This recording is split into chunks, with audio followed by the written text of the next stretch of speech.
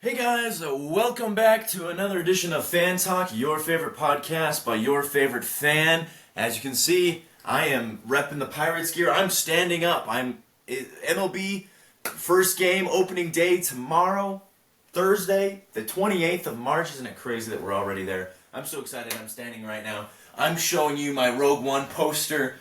Super excited. The Acolyte trailer just came out. Super excited for Star Wars.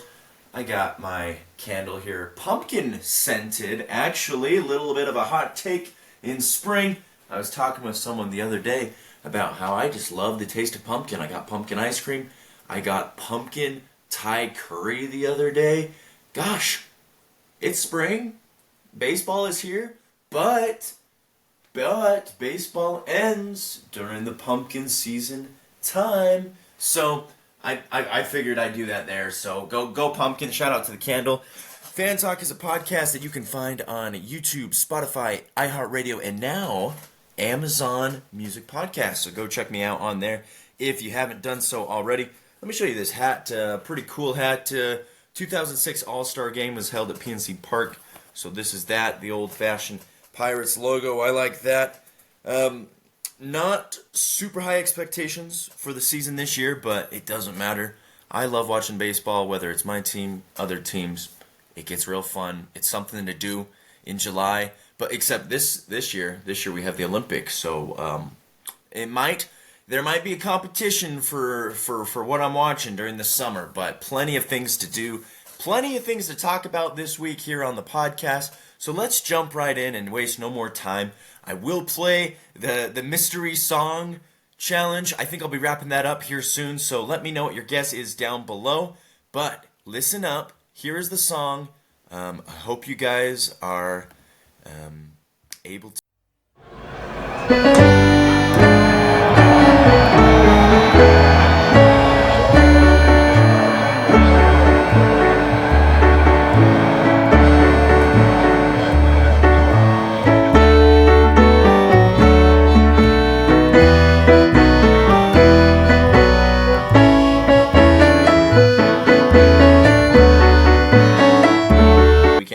But anyways, let's jump right in. We will talk about opening day, which is tomorrow. We'll talk about some of the rule changes that the MLB are implementing. Of course, the big ones were last year, but they've kind of tweaked some for this year.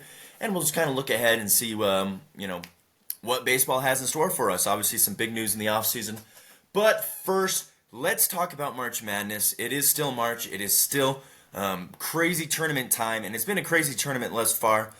I don't think there's been as many upsets as a lot of people were anticipating just because last year kind of threw us off.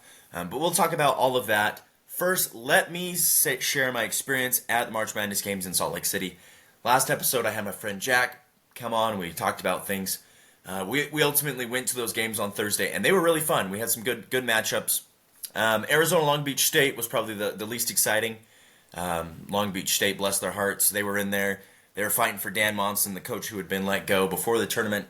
Took his team to the tournament. Hands off to him. They tried. Arizona got the win in that one. And then Dayton and Nevada. That was a fun game. Nevada was up by, I think, was it 16 points going into the final, 8 or 9 minutes in the final half of the half, the final quarter of the game. And they just blew it. I don't know a better way to say it than they just blew it. Dayton went on a run. I think it was 26-4 run, something like that. Something crazy. Dayton went on a run, came back and won the game. And you're just like, sucks to be Nevada. So that was a fun, exciting game. And then the next one was Gonzaga and McNeese. I honestly was super high on McNeese, but you can't count out Mark Pugh and his Gonzaga squad.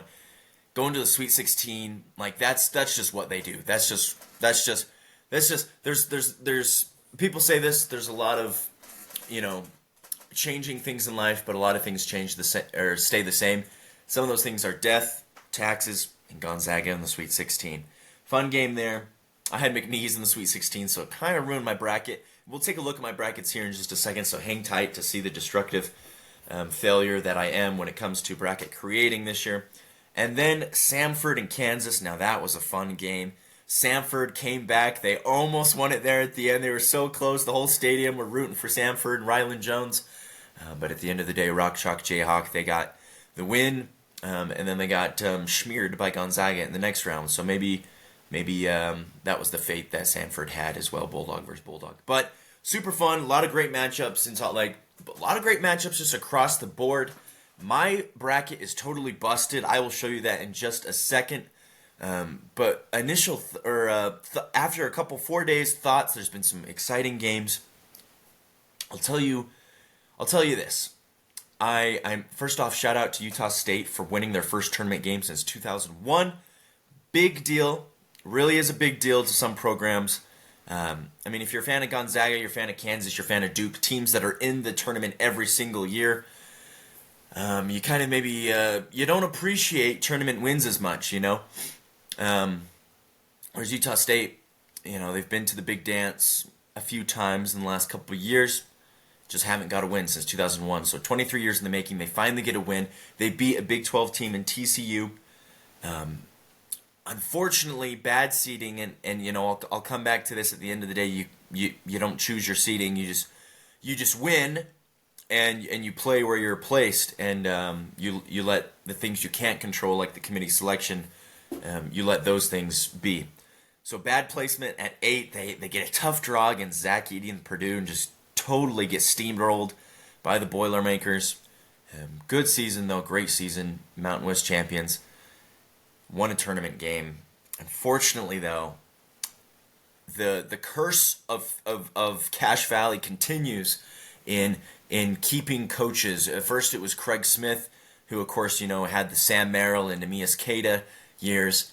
Incredible team, great coach, great run. Both those guys are now in the NBA. Craig Smith, of course, took the job at Utah, supposedly a bigger and better school, greener pastures. They play in the NIT tonight, so go them. And then they brought in Ryan Odom, who was, of course, coach of UMBC, the first 16 seed to upset a 1 seed. They bring him into Utah State. Yeah, the first year, a little bit of a learning curve. They did have a winning record, but they didn't make the playoffs. They went to the NIT and lost the first round there. Second season, went to the Mountain West Championship game, was one three-pointer away from really being Mountain West champions. They get into the NCAA tournament and lose the first round. Ryan Odom gets recognized as a great coach. He gets a job at VCU, greener pastures, takes Bairstow and Max Shulga with him. And they bring in Danny Sprinkle, no returning minutes, assembles an entirely new team, new players, new faces, and new places. They go out and win the Mountain West tournament. They win a tournament game, and then Danny Sprinkle sees greener pastures and takes the job at the University of Washington, which leaves Utah State in the same position it was last year, in the same position it was 3 years ago when Ryan Odom came in. So we'll see what happens there. Once we get a couple months, past the NCAA tournament, we can kind of see the transfer portal and kind of see the repercussions of that. But I wouldn't be surprised if some of the players left with Danny Sprinkle just because he's such a great coach, created a great culture, put something together out of nothing. But I wish him all the best, and hopefully good days for Utah State still abound. But let's go here. Let me share with you, I've been talking about how my brackets are just absolutely destroyed. 2 years ago, I had a really good bracket that won me $900. Last year, I didn't do so hot. This year is probably the worst year I've ever done. In the women's side, too, usually I do pretty good in the women's side. This year, I'm only at 42%. I still have a good max percentage just because I think all my Final Four teams are still in it. Obviously, I have South Carolina winning. But usually I'm doing a little better at this point. But it's just been that kind of year. On the men's side, horrible. And I want to be the first to say and come out and be, a lot of podcasters don't like being wrong. Well, a lot of people in general just don't like being wrong. And I'll just come out and say that I'm wrong a lot of the time. If you watch my tournament predictions video, I wasn't high on Clemson. I wasn't high on Arizona. There was a bunch of teams that I was just like, and I was just dead wrong. I wasn't high on Gonzaga. I wasn't high on, a variety of teams. And then I was high on teams that just didn't show up. New Mexico was boat raced. McNeese boat raced. So I'm wrong. I've been wrong before. I will be wrong again. But here we go. I made 11 brackets this year, and maybe that's my flaw. Is too many. Trying to spread my time and attention too thin. So as you can see here, 20 million brackets. Pretty much 21 million brackets are better than this one. In this group, I'm 148 out of 174, so not winning any prizes in that one. This one I had Kentucky winning. Never pick Kentucky. They always get upset. So that was a bad pick. Houston can still win, but the rest of the bracket is just a mess, so I don't think I really stand a chance in that. As you can see, 7 out of 8, 22 out of 34, just not doing good in a lot of these brackets. Auburn went down, of course. That was a good game by Yale, sad game by Auburn for sure. This one, I think this one is my best bracket, which is saying not very much. 67%, 1550 max. I had, of course, McNeese winning it in this silly bracket. This one is horrible, 5%. I pick all upsets in that one. This one still has a chance. I'm not liking the chances, though. 228 out of 328. This is the one where if I win first place, I win $2,000. Not looking very likely there. Baylor out. Tennessee still doing good. Purdue as well, and Alabama just not doing very good this year. Quickly, I'll show you my second chance brackets. I got UConn winning one, North Carolina, Alabama, Iowa State. I think I'll probably just stop at 4 because if I make any more, they're just going to explode in my face. But also, once you get to the Sweet 16, there's less room for error, less, probably less crazy upsets because at this point, all the teams are really good and have really been battle-tested and proven their spot there. But we'll see. Right now, I could see definitely a UConn, probably the top 3. Like I said, UConn, Alabama, and probably Purdue. I'm still hesitant about 1 seeds winning, so I wouldn't be surprised if a team like Iowa State or a team like Duke made a run and got in. Creighton as well, although I do feel like Creighton would probably win, probably this matchup against Tennessee, if not the next one. But we'll see. Games resume on Thursday for the Sweet 16, Thursday, Friday, Sweet 16, and then the Elite 8, Saturday, Sunday. So check those out. Comment your predictions down below, and we'll see what happens. Okay, now let's shift to baseball. I want to be quick. I don't want to spend so much time because probably the bulk of the episodes moving forward, especially after college basketball will be heavily NBA and Major League Baseball. So I'll just kind of give you a quick preview. First, let's talk about, I mentioned earlier that there are some rule changes. Let's talk about a few of those just because those are important. And if you haven't watched the game recently, you might be caught off guard. So obviously last year they made a lot of big changes. They increased the size of the bases. They implemented a pitch clock to speeden up the game. This year they are tweaking the pitch clock a little bit. It was very successful. It sped the game along. This report from Ronald Plume said a 24-minute decrease in game length on average, which is really good. The new rule, of course, it didn't just affect pitchers but also batters. So batters had to be ready and pitchers had to be ready. So pretty much this year, what the big change is that, or the minor tweak really, is that if there is a runner on base, then the pitcher has 18 seconds to pitch the ball. It used to be 20, so 2 seconds difference. Probably not a huge change, but definitely something that they're trying out that will be implemented. It just speeds the game along, and I really like it. This one is new, widening the first base runner's lane. So before, it required a batter, as you can see here, MLB Rule 5.09A11, required a batter to run the last half of the distance between home plate and first base between the foul line and a 3-foot line drawn on the right side of the dirt. The runner will now be deemed in compliance with the rule as long as both feet remain on the dirt path between home and first. So, just a little tweak there. In layman's terms, the runner's path So the path they can run, they can't just run, like if they start running towards the pitcher, of course they're out. If they start running towards the dugout, they're out.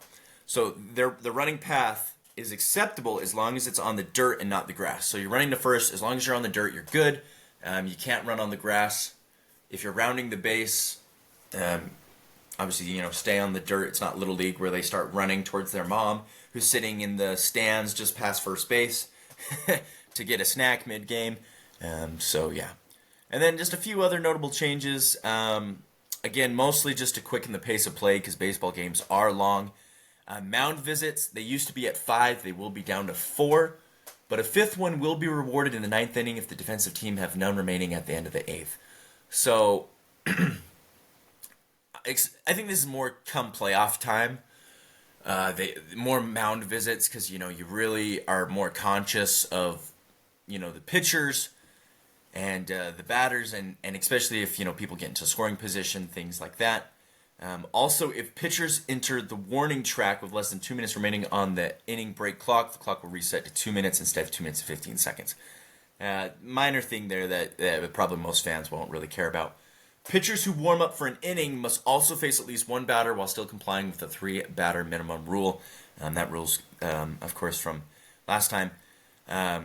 So a pitcher who warms up in between innings must take the field. So you can't just warm up and then go back and cool down, if that makes sense. So if you're warming up, you got to take the field. You got to face some batters. And then the last one, of course, it's not even a rule that is new, but just something that will be reiterated. Clear path. So if you're sliding into a base, especially home base, the defensive player has to allow the runner to have a clear path to the base.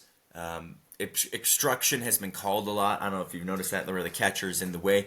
But they tag the runner out, but they deem him safe, actually, because the guy was obstructing the view there. So, just a few changes there. It should be fun regardless of the changes. Of course, Pittsburgh Pirates, let me know your favorite MLB team down below. Real quick here, let's look at the opening day slate for tomorrow. Of course, that is happening tomorrow. All the teams play. The Dodgers did play the Padres in Seoul, which was huge. First time that they played a regular season game in South Korea. They split the series 1-1. So if you notice that those teams already have some games played, that is why.